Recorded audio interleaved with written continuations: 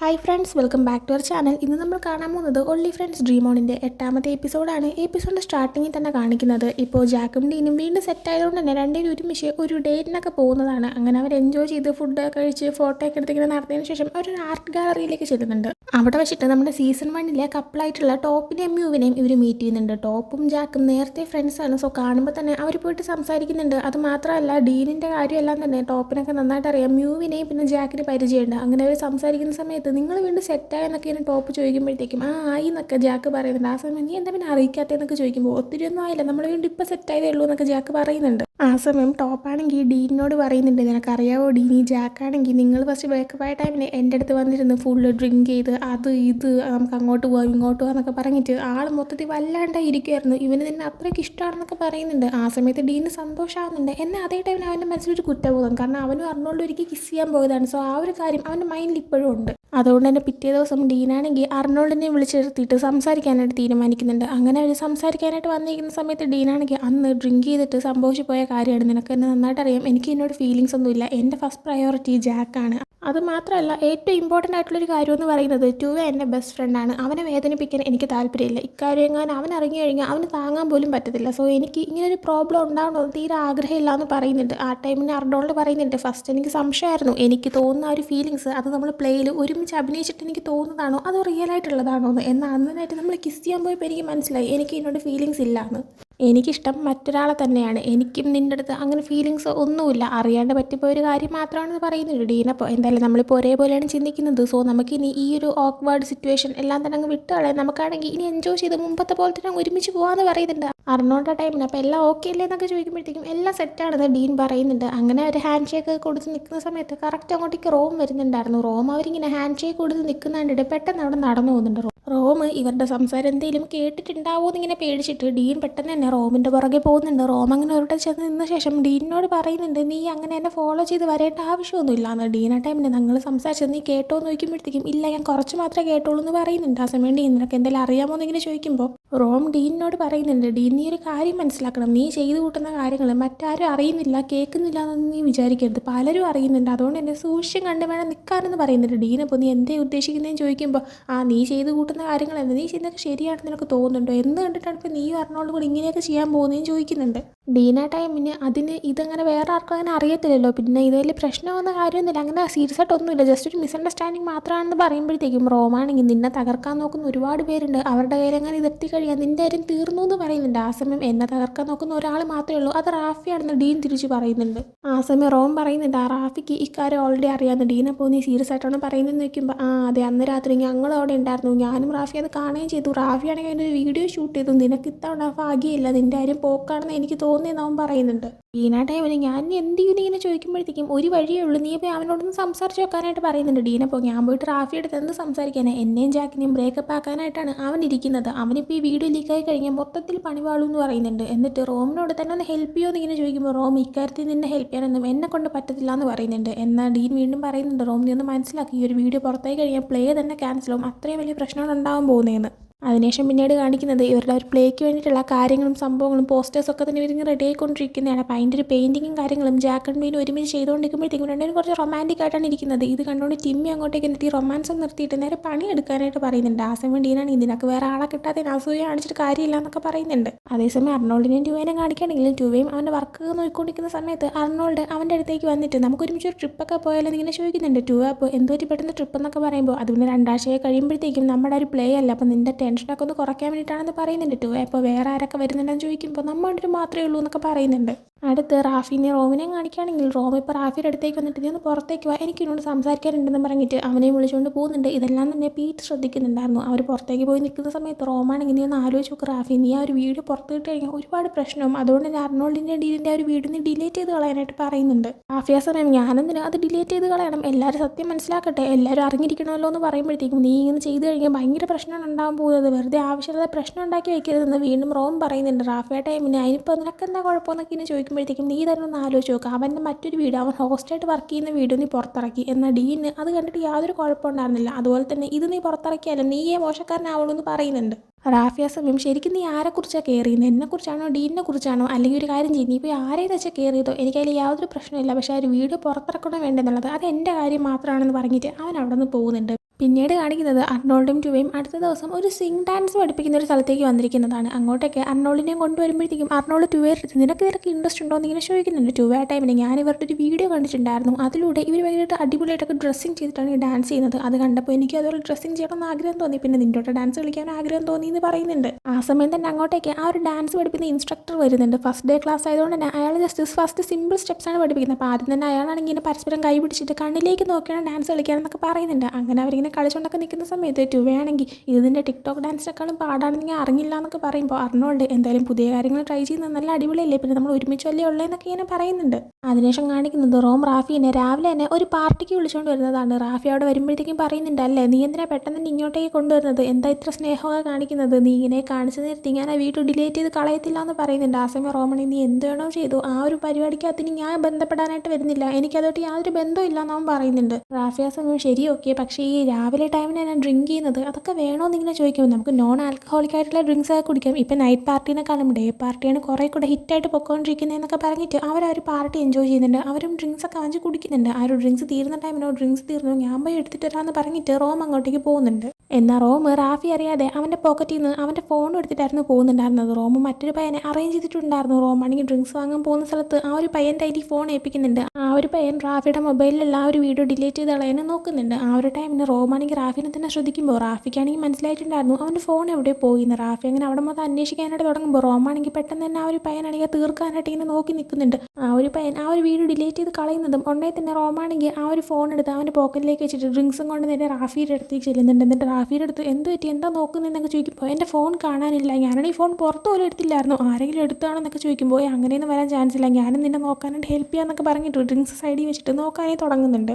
റാഫി എന്നിട്ട് തിരിയുന്നതിൻ്റെ ഇടയിൽ തറയിൽ നിന്ന് ഫോൺ എടുക്കുന്ന പോലെ റോം പെട്ടെന്ന് അതും എടുത്തുകൊണ്ട് എഴുന്നേറ്റിട്ട് ഇതാ അടക്കുന്നു ഇതല്ലേ എന്നൊക്കെ ഇങ്ങനെ ചോദിച്ചാൽ അവൻ്റെ കൊടുക്കുന്നുണ്ട്. അതിനുശേഷം പിന്നീട് കാണിക്കുന്നത് ജാക്കിനെയും ഡീനെയാണ്. ജാക്കും ഡീനും ഇപ്പോൾ പ്ലേക്ക് ആവശ്യമായിട്ട് വരുന്ന രീതിയിലുള്ളൊരു ഫെൻസിങ്ങിൻ്റെ ഒരു സീനുണ്ട്, അതിങ്ങനെ പ്രാക്ടീസ് ചെയ്തുകൊണ്ടിരിക്കുകയാണ്. അപ്പോൾ അവരിങ്ങനെ പ്രാക്ടീസൊക്കെ ചെയ്തിട്ട് റെസ്റ്റ് എടുക്കുന്ന ടൈമിന് ജാക്കാണെങ്കിൽ ഡീനിൻ്റെ അടുത്ത് ഇതിൻ്റെ ചേച്ചിയുടെ കാര്യങ്ങൾ എന്തായി എന്നൊക്കെ ചോദിക്കുന്നുണ്ട്. ആ സമയം ചേച്ചി വീണ്ടും അവനുമായിട്ട് തന്നെ പോയി സെറ്റായി, ഞാൻ അവളുടെ അടുത്ത് പറഞ്ഞ് മനസ്സിലാക്കാൻ നോക്കിയതെല്ലാം വെറുതെ ആയി എന്ന് പറയുന്നുണ്ട്. ജാക്ക് അപ്പോൾ കുഴപ്പമില്ല എന്തായാലും നിൻ്റെ ചേച്ചി ഓക്കെ ആണല്ലോ അത് മതി എന്നൊക്കെ പറയാണ്. ഡീനാ ടൈമിന് നീ നിൻ്റെ അമ്മയോട് സംസാരിച്ചോ എന്ന് ഇങ്ങനെ ചോദിക്കുമ്പോൾ ഇല്ല അവിടെ നീ വന്നതിന് ശേഷം ഞാൻ സംസാരിച്ചില്ല, പിന്നെ അമ്മയ്ക്ക് പുതിയ ഫാമിലിയൊക്കെ ആയല്ലോ അവർ ഹാപ്പി ആയിട്ടിരിക്കട്ടെ എന്നൊക്കെ പറയുന്ന സമയത്ത് നീ ഒന്ന് സംസാരിച്ച് നോക്കും, നിൻ്റെ അമ്മ നിന്നെ മിസ് ചെയ്യുന്നുണ്ടായിരിക്കും എന്നൊക്കെ പറയുന്നുണ്ട്.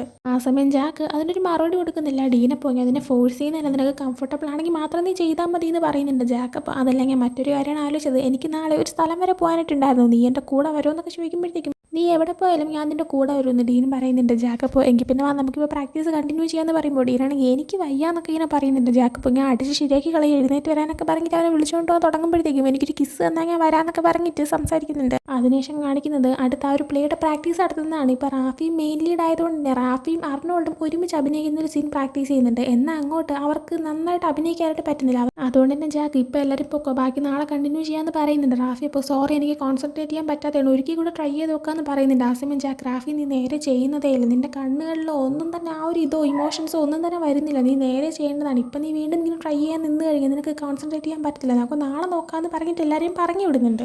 എല്ലാവരും പോയി കഴിഞ്ഞിട്ട് റാഫി നോക്കുന്ന ടൈമിന് ഡീൻ മാത്രം അവിടെ നിന്ന് പോവാതെ റാഫിനെ നോക്കി കളിയാക്കി ചിരിച്ചുകൊണ്ടിരിക്കുകയായിരുന്നു. റാഫിക്ക് നല്ല ദേഷ്യം വരുന്നുണ്ട്. എന്നാൽ മൈൻഡ് ചെയ്യാതെ പോകാനായി തുടങ്ങുമ്പോൾ ലീഡ് റോള് കിട്ടാനായിട്ട് നീ കുറേ കിടന്ന് കഷ്ടപ്പെടല്ലോ, എന്നിട്ട് നിന്നെ കൊണ്ട് ഇത്രയും മാത്രമേ പറ്റുള്ളൂ, നിന്നെക്കൊണ്ട് പറ്റുന്ന പരിപാടിയേ അല്ല എന്നൊക്കെ ഇങ്ങനെ ഡീൻ പറയുന്നുണ്ട്. ഇത് കേൾക്കുമ്പോൾ റാഫിക്ക് ദേഷ്യം വന്നിട്ട് നീ ചുമ്മാ ഇങ്ങനെ കൂടുതൽ ഡയലോഗ് അടിക്കുകയൊന്നും വേണ്ട, നീ കാണിച്ചു കൂട്ടുന്ന പരിപാടികൾ എന്താണെന്ന് എനിക്ക് നന്നായിട്ട് അറിയാമെന്ന് പറയുമ്പോൾ ഡീനാണെങ്കിൽ ഞാൻ എന്താ കാണിച്ചു കൂട്ടിയെന്ന് ചോദിക്കുന്നുണ്ട്. ആ സമയം റാഫി ആണെങ്കിൽ പലതും കാണിച്ചു കൂട്ടുന്നുണ്ടല്ലോ, ആ സത്യം ഞാൻ പുറത്ത് കാണിച്ചു കഴിഞ്ഞാൽ നിൻ്റെ അകത്ത് തീരുമാനമാവുമെന്ന് പറയുന്നുണ്ട്. ഡീനപ്പോൾ നിൻ്റെ പ്രൂഫ് ഉണ്ടോ എന്ന് നോക്കുമ്പോൾ വീഡിയോ സഹിതം ഉണ്ടെന്ന് പറയുന്നുണ്ട്.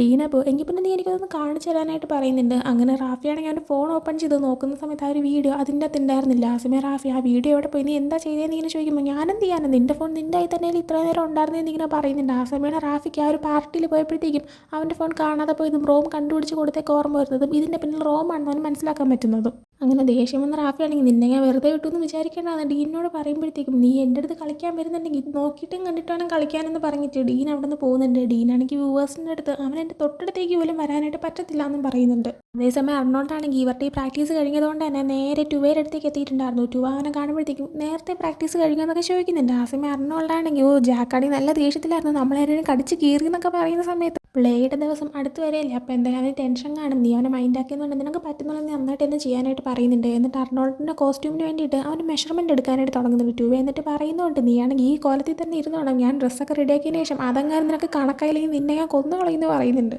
എന്നിട്ട് റാഫിയോട് ആക്ട് ചെയ്യുമ്പോൾ എങ്ങനെയുണ്ടെന്ന് ചോദിക്കുന്നുണ്ട്. ആ സമയം റാഫിയോട് ആക്ട് ചെയ്യുമ്പോൾ എനിക്ക് അങ്ങോട്ട് ഇമോഷണലി കണക്ട് ആവാനായിട്ട് പറ്റുന്നില്ല. ഡീനുമായിട്ട് പിന്നെയും പറ്റുന്നുണ്ടായിരുന്നു. എന്നാൽ എനിക്ക് ഏറ്റവും കണക്ട് ആവാൻ പറ്റിയത് അന്ന് ഓഡീഷന് നിന്നോട് അഭിനയിച്ചപ്പോഴാണെന്ന് പറയുന്നുണ്ട്. അതിനുശേഷം കാണിക്കുന്നത് ഡീനിനെയും ജാക്കിനെയാണ്. ജാക്കാണെങ്കിൽ കഴിഞ്ഞ ദിവസം തനിക്ക് പിറ്റേ ദിവസം മറ്റൊരു സ്ഥലത്തേക്ക് പോകാനുണ്ട്, നീ എൻ്റെ കൂടെ വരുമെന്നെല്ലാം ഡീനിനോട് ചോദിച്ചിട്ടുണ്ടായിരുന്നല്ലോ. ആ ഒരു സ്ഥലത്തേക്കാണ് അവരിപ്പോൾ വന്നിരിക്കുന്നത്. അതും ജാക്കിൻ്റെ അച്ഛനെ മീറ്റ് ചെയ്യാനായിട്ടാണ് അവർ വന്നിരിക്കുന്നത്. അത് മനസ്സിലാക്കുമ്പോൾ ഡീനാണെങ്കിൽ നീ എന്ത് നേരത്തെ പറയാത്ത, ഞാൻ കുറച്ച് നന്നായിട്ട് ഒരുങ്ങി വരുമായിരുന്നല്ലോ എന്നൊക്കെ പറയുമ്പോഴത്തേക്കും അതിൻ്റേത് ആവശ്യം നീ വരാനായിട്ടൊക്കെ പറഞ്ഞിട്ട് നേരെ അച്ഛൻ്റെ അടുത്തേക്ക് പോകുന്നുണ്ട്. അങ്ങനെ അച്ഛൻ്റെ അടുത്ത് സംസാരിച്ച് സുഖമാണെന്നൊക്കെ ചോദിക്കുന്നുണ്ട്. ഇവർ ബ്രേക്കപ്പ് ആയ കാര്യമല്ല അച്ഛൻ അറിഞ്ഞിട്ടുണ്ടായിരുന്നു. സോ ഇവരിപ്പോൾ ഒരുമിച്ച് തന്നെ നിൽക്കുന്നതാകുമ്പോൾ നിങ്ങൾ വീണ്ടും സെറ്റായി എന്നൊക്കെ അച്ഛൻ ചോദിക്കുന്നുണ്ട്. ആ സമയം ജാക്കാണെങ്കിൽ ആ വീണ്ടും സെറ്റായി എന്നൊക്കെ പറയുമ്പോൾ ഓക്കെ ഇങ്ങനെ തന്നെ പൊക്കോണം, അന്നത്തെ പോലെ രണ്ട് വഴിക്കും അവസാനം പോകരുതെന്നൊക്കെ പറയുന്നുണ്ട്. ആ സമയം ഡീനാണെങ്കിൽ പേടിക്കേണ്ട, ഇനി ഞാനും ഇവനെ വിഷമിപ്പിക്കത്തില്ല എന്നൊക്കെ പറയുന്നുണ്ട്. ആ സമയം ജാക്കിൻ്റെ അച്ഛന് ഒരു കോൾ വരുന്നുണ്ട്. ഇയാളുടെ ഷോപ്പിൽ നിന്ന് ഫ്ലവേഴ്സ് എല്ലാം തന്നെ ഡെലിവറി ചെയ്യുന്ന ഡെലിവറി ബോയ് അവനാണെങ്കിൽ ഒരു ആക്സിഡൻറ്റ് പറ്റി. സോ അവനിപ്പോൾ വണ്ടിയിൽ ഇൻഷുറൻസിന് വേണ്ടിയിട്ട് ഇങ്ങനെ വെയിറ്റ് ചെയ്തേക്കാണ്. സോ അവനാണെങ്കിൽ ഇന്നത്തെ ഓർഡേഴ്സ് ഒന്നും കൊടുക്കാനായിട്ട് പറ്റത്തില്ല. അങ്ങനെ ഒരു കാര്യം പറഞ്ഞിട്ട് കോൾ കട്ട് ചെയ്ത് കഴിയുമ്പോഴത്തേക്കും ഉണ്ടായ കാര്യം ജാക്കിൻ്റെ അടുത്തും ഡീനിൻ്റെ അടുത്തും പറയുന്നുണ്ട്. ഇന്നത്തെ ഓർഡേഴ്സ് ഇനി സമയത്തിന് എത്തിക്കാൻ പറ്റുമെന്ന് തോന്നുന്നില്ല എന്ന് പറയുന്ന സമയത്ത് ജാക്കാണെങ്കിൽ ഞങ്ങൾ ഫ്രീ ആണ്, ഞങ്ങൾ കൊണ്ട് കൊടുക്കാമെന്നൊക്കെ പറയുന്നുണ്ട്. അങ്ങനെ അച്ഛനാണെങ്കിൽ ചെയ്യേണ്ട കാര്യങ്ങളെല്ലാം അവർക്ക് പറഞ്ഞൊക്കെ കൊടുക്കുന്നുണ്ട്. അതിനുശേഷം കാണിക്കുന്നത് നൈറ്റ് റോമാണെങ്കിൽ ക്ലബ്ബിൽ അവൻ്റെ DJ കാര്യങ്ങളും ഒക്കെ തന്നെ ചെയ്തുകൊണ്ടിരിക്കുന്ന സമയത്ത് റാഫി പെട്ടെന്ന് ദേഷ്യത്തിൽ അങ്ങോട്ടേക്ക് കയറി വന്നിട്ട് ആ ഒരു DJ സെറ്റിൻ്റെ കണക്ഷൻ അങ്ങ് ഊരി വിടുന്നതാണ്. പാട്ടെല്ലാം തന്നെ ഓഫായി പോകുന്നുണ്ട്. എന്നാൽ റാഫി ഒന്ന് മൈൻഡ് ചെയ്യാതെ നീ എന്തിനാണ് അങ്ങനെ ചെയ്തത്, എന്തിനാണ് എൻ്റെ ഫോണിൽ വീഡിയോ ഡിലീറ്റ് ചെയ്ത് കളഞ്ഞത്, അവൻ നിനക്ക് പൈസ വല്ലതും തന്നോന്ന് ഇങ്ങനെ ചോദിക്കുന്നുണ്ട്. ആ സമയം നമുക്കത് പിന്നെ സംസാരിക്കാം, എനിക്കിപ്പോൾ വർക്ക് ഉണ്ടെന്ന് പറയുമ്പോഴത്തേക്ക് ഇപ്പം തന്നെ എനിക്ക് സംസാരിക്കരുത്, നീ എന്തിനാണ് അങ്ങനെ ചെയ്തത്, എന്ത് കണ്ടിട്ടാണ് നീ അങ്ങനെ അവനെ ഹെൽപ്പ് ചെയ്യാൻ വേണ്ടി പോയതെന്നൊക്കെ ഇങ്ങനെ ചോദിക്കുന്നുണ്ട്. പെട്ടെന്ന് ആ ഒരു ക്ലബിൻ്റെ ഓണറായിട്ടുള്ള ലേഡി വന്നിട്ട് നിങ്ങൾക്ക് വഴക്കുണ്ടാക്കണമെങ്കിൽ പുറത്ത് പോയിട്ട് വഴക്കുണ്ടാക്കുക, എനിക്കിവിടെ എൻ്റെ കസ്റ്റമേഴ്സിനെ നോക്കേണ്ട ആവശ്യമുണ്ടെന്ന് പറയുന്നുണ്ട്. അങ്ങനെ റോമാണെങ്കിൽ അവരുടെ അടുത്ത് ഐ എം സോറി എന്നൊക്കെ പറഞ്ഞിട്ട് റാഫിയോടെ പുറത്തേക്ക് പോയി നിൽക്കുന്നുണ്ട്. പുറത്ത് ചെന്നത് എന്ന് കഴിയുമ്പോഴത്തേക്കും റാഫി റോമിനോട് ചോദിക്കുന്നുണ്ട്, ഡീ നിനക്ക് അത്രയ്ക്ക് ഇമ്പോർട്ടൻ്റ് ആണോ, അതുകൊണ്ടാണ് നീ അവന് വേണ്ടിയിട്ട് അങ്ങനെയൊക്കെ ചെയ്തു കൊടുത്തതെന്ന്. ആ സമയം അതുകൊണ്ടൊന്നുമല്ല, ഇത് നീ ഇപ്പോൾ ലീക്കായി കഴിയുക ഭയങ്കരമായിട്ട് പ്രശ്നം ഉണ്ടാകും അതുകൊണ്ടാണെന്ന് പറയുന്നുണ്ട്. പിന്നെ അവർ തമ്മിൽ അങ്ങനെ കിസ്സൊന്നും ചെയ്തില്ലല്ലോ, പിന്നെ എന്തിനാണ് വലിയ കാര്യമാക്കുന്നതെന്ന് ഇങ്ങനെ ചോദിക്കുന്നുണ്ട്. ആ സമയം റാഫിയാണെങ്കിൽ പക്ഷേ അവരാണെങ്കിൽ അവിടെ ഒറ്റയ്ക്ക് ആ ഒരു കാട്ടിലേക്ക് ചെന്ന് നിന്നിട്ടാണ് അങ്ങനെയൊക്കെ ചെയ്തുകൊണ്ടിരുന്നത്. അപ്പോൾ ചെയ്തതിൽ എന്തായാലും തെറ്റുണ്ട്, ജാക്ക് അത് അറിഞ്ഞേ പറ്റുള്ളൂ എന്ന് പറയുമ്പോൾ നീ ഇതിനാണ് ജാക്കിനേക്ക് ഇതിൻ്റെ ഇടയിൽ കൊണ്ടിടുന്നതെന്ന് ഇങ്ങനെ ചോദിക്കുന്നുണ്ട് റാഫി. അപ്പോൾ അതിന് കാരണം എനിക്ക് ജാക്കിനെ ഇഷ്ടമാണ്, ഡീനെ പോലെ ഒരു മോശക്കാരൻ പയ്യനുമായിട്ടല്ല ജാക്ക് ഉണ്ടാവേണ്ടത്, ഡീൻ കാണിച്ചു കൂട്ടുന്ന കാര്യങ്ങളെല്ലാം തന്നെ ജാക്ക് മനസ്സിലാക്കേണ്ടതാണ്, അത് അവനെ അറിയിക്കണമെന്ന് എനിക്ക് ആഗ്രഹമുണ്ട്, അതുകൊണ്ട് തന്നെ എൻ്റെ തെളിവില്ലെങ്കിൽ ഞാൻ പോയി ജാക്കിൻ്റെ അടുത്ത് ഇതെല്ലാം തുറന്ന് പറയുമെന്ന് പറഞ്ഞ ശേഷം അവിടെ നാം പോകാനേ തുടങ്ങുന്നുണ്ട്. ആ സമയം റോമാണെങ്കിൽ റാഫിനെ തടങ്ങിയിട്ട് നീയാണെങ്കിൽ ജാക്കിനെ തന്നെ വീണ്ടും കണ്ടിന്യൂ ചെയ്ത് സ്നേഹിക്കാൻ പോവാണെന്ന് ഇങ്ങനെ ചോദിക്കുമ്പോൾ അതേ നാം പറയുന്നുണ്ട്. ആ സമയം റോമാണെങ്കിൽ നിന്നെ സ്നേഹിക്കുന്നവൻ നിന്റെ കൺമുമ്പിൽ തന്നെ നിൽക്കുകയല്ലേ, പിന്നെന്താ നീ അതുപോലും കാണാത്തതെന്ന് ഇങ്ങനെ ചോദിക്കുകയാണ്. റാഫി ആ സമയം നീ എനിക്ക് പറ്റിയ പയ്യനല്ല റോം എന്നിങ്ങനെ പറഞ്ഞിട്ട് അവിടെ നിന്ന് പോകുന്നുണ്ട്. ഇതേക്കുമ്പോൾ റോമാണെങ്കിൽ വല്ലാണ്ടായി പോകുന്നുണ്ട്. അടുത്ത് ജാക്കിനെയും ഡീനിനെയും കാണിക്കുകയാണെങ്കിൽ അവരിപ്പോൾ അവൻ്റെ അച്ഛനെ ഹെൽപ്പ് ചെയ്യാനായിട്ട് അവർ ഓർഡേഴ്സ് എല്ലാം കൊടുത്തുകൊണ്ടിരിക്കുകയായിരുന്നു. അവസാനത്തെ ഓർഡർ എന്ന് പറയുന്നത് ഒരു 7th ആനിവേഴ്സറിക്ക് വേണ്ടിയിട്ട് ഒരു ഹസ്ബൻഡ് വൈഫിന് സീക്രട്ടായിട്ട് കൊടുക്കാനായിട്ട് ഓർഡർ ചെയ്ത ബൊക്കെയായിരുന്നു. അതുകൊണ്ട് അവരുള്ള റെസ്റ്റോറൻറ്റിലേക്ക് ഇവർ വരുന്നുണ്ട്. ഇന്ന ആ പേരിലുള്ള ആൾ എവിടെയാണെന്നൊക്കെ ചോദിക്കുമ്പോഴത്തേക്കും അവിടെ ഉള്ള സ്റ്റാഫാണെങ്കിൽ ആ പിങ്ക് ഡ്രസ് ഇട്ട ലേഡിയാണെന്നൊക്കെ പറഞ്ഞു കൊടുക്കുന്നുണ്ട്. അങ്ങനെ സർപ്രൈസ് ആയിട്ട് കൊടുക്കാനുള്ളതുകൊണ്ട് തന്നെ ഹസ്ബൻഡ് പറഞ്ഞതനുസരിച്ച് ജാക്ക് ആ ഒരു ലേഡിയുടെ കൈ കൊടുക്കാനായിട്ട് പോകുന്നുണ്ട്. പിങ്ക് ഡ്രസ് ഇട്ട് ഒരു ടേബിളിൽ ഒരു ലേഡി ഒറ്റയ്ക്ക് ഇരിക്കുന്നുണ്ടായിരുന്നു. അങ്ങനെ അതായിരിക്കും ആ ഒരു വൈഫ് എന്ന് എഴുതിയിട്ട് ഇവൻ നേരെ ചെന്നിട്ട് ഹാപ്പി 7th ആനിവേഴ്സറി എന്നൊക്കെ പറഞ്ഞിട്ട് ഇവരുടെ കൈ കൊടുക്കുന്നുണ്ട്. എന്നാൽ ലേഡിക്ക് ഇവൻ എന്താ പറയുന്നതെന്ന് മനസ്സിലാവുന്നില്ല. ആ സമയമാണ് ഡീൻ ശ്രദ്ധിക്കുന്നത് ശരിക്കും പിങ്ക് ഡ്രസ് ഇട്ട് ഇവർ കൊടുക്കേണ്ട ആ ഒരു ലേഡി അവരുടെ ഹസ്ബൻഡിൻ്റെ കൂടെ തൊട്ട് ബാക്കിലത്തെ സീറ്റ് ഇരിക്കുന്നുണ്ട്. എന്നാൽ അതാണെങ്കിൽ അവൻ പറയാൻ പോകുന്നതിന് മുന്നേ തന്നെ ജാക്കിൻ്റെ അടുത്തേക്ക് ഈ ലേഡിയുടെ ഹസ്ബൻഡ് വന്നിട്ട് എൻ്റെ പെണ്ണിനോട് സംസാരിക്കാൻ നീ ആരാടാ, നീ എന്താ എൻ്റെ ഭാര്യനെ സ്വന്തമാക്കാൻ നോക്കുകയാണെന്നൊക്കെ ചോദിച്ചിട്ട് പ്രശ്നം ഉണ്ടാക്കാൻ തുടങ്ങുന്നുണ്ട്. പെട്ടെന്ന് തന്നെ ജാക്കാണെങ്കിൽ അങ്ങനെയൊന്നുമല്ല ഞാനിവിടെ ഡെലിവറി ചെയ്യാൻ വന്നതാണെന്നൊക്കെ പറയുന്നുണ്ട്. എന്നാൽ ഇയാൾ അത് കേൾക്കാതെ ജാക്കിനെ അടിക്കാനേ ഇപ്പോൾ ജാക്ക് ഇയാളെ തിരിച്ചടിക്കുന്നുണ്ട്. എന്നിട്ട് പെട്ടെന്ന് തന്നെ ഡീനിനെ കൈയും പിടിച്ച് അവിടെ നിന്ന് ഇറങ്ങി ഓടുന്നുണ്ട്. ഇയാൾ ഇവരെ പുറകെ വരുന്നുണ്ട്. ഇവർ പെട്ടെന്ന് മറ്റൊരു സ്ഥലത്തേക്ക് കയറി മറങ്ങിയിരിക്കുന്നുണ്ട്. അങ്ങനെ ഇവരെ ഫോളോ ചെയ്ത് വന്ന ആൾ പോയി കഴിയുമ്പോഴത്തേക്കും ഇവരുടെയും ചിരിക്കുകയാണ്. എന്നിട്ട് പറയുന്നുണ്ട് റൊമാൻസ് ആണ് വിചാരിച്ചത്, പക്ഷെ നടന്നതെല്ലാം ആക്ഷൻ സീക്വൻസ് ആയി പോയിന്ന് ആ ടൈമിന്. എന്നാലും നമുക്കിനി റൊമാൻസ് ചെയ്യാൻ പറ്റുമെന്നൊക്കെ പറഞ്ഞിട്ട് ജാക്ക് അവൻ്റെ പോക്കറ്റിൽ നിന്ന് ഒരു പൂവ് എടുത്ത ശേഷം നീ എന്നെ കല്യാണം കഴിക്കാമോ എന്നൊക്കെ എന്നെ ചോദിക്കുന്നുണ്ട്. ആ സമയം എന്താ ഇപ്പോഴേ ചോദിക്കുന്നത്, നീ എന്താ ഈ നേരത്താണ് തമാശ കളിക്കുന്നതെന്നൊക്കെ ചോദിക്കുമ്പോൾ ഇല്ല നമ്മൾ ഫ്യൂച്ചറിൽ ഒരുമിച്ചുണ്ടെങ്കിൽ എനിക്ക് നിന്നെ കല്യാണം കഴിക്കാൻ താല്പര്യമുണ്ട്, സോ നിൻ്റെ മറുപടി എന്താണെന്ന് ചോദിക്കുന്നുണ്ട്.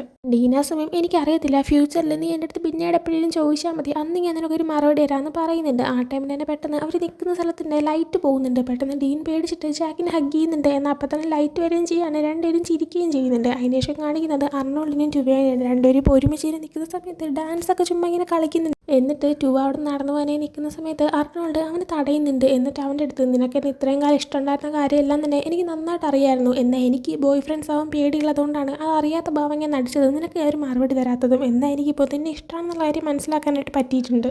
എനിക്ക് നിന്നോടെ ഉണ്ടാവണമെന്നാണ് ആഗ്രഹം. സോ നീ എൻ്റെ ബോയ് ഫ്രണ്ട് ആകാവോ എന്നിങ്ങനെ ചോദിക്കുന്നുണ്ട് ടു. അപ്പോൾ ഒന്ന് ഷോക്കായിട്ട് നീ എന്തേ പറയുന്നതെന്ന് നോക്കുമ്പോൾ നീ എൻ്റെ ബോയ് ഫ്രണ്ട് ആകാവോ എന്നാണ് ഞാൻ ഇപ്പോൾ നിന്നോട് ചോദിച്ചത്. എന്താ മറുപടി നീ ഇങ്ങനെ ചോദിക്കുകയാണ് ടു. അപ്പോൾ ഓക്കെ എനിക്ക് ആ റെഡിയാണെന്ന് പറയുന്നുണ്ട്. അങ്ങനെ അത് കേൾക്കുമ്പോഴത്തേക്കും അർണോൾഡിന് സന്തോഷമാവുന്നുണ്ട്. അവൻ ടുവേനെ കിസ് ചെയ്യുന്നുണ്ട്. അങ്ങനെ അതും കാണിച്ചിട്ടാണ് ഈ ഒരു എപ്പിസോഡ് ഇവിടെ ഉണ്ടാവുന്നത്. സോ ഒരു എപ്പിസോഡ് നിങ്ങൾക്ക് ഇഷ്ടപ്പെട്ടിട്ടുണ്ടെങ്കിൽ ലൈക്ക് ചെയ്യുക, ഷെയർ, സബ്സ്ക്രൈബ് ചെയ്യുക. പുതിയ വീഡിയോ വരുന്നത് വരെ ബൈ.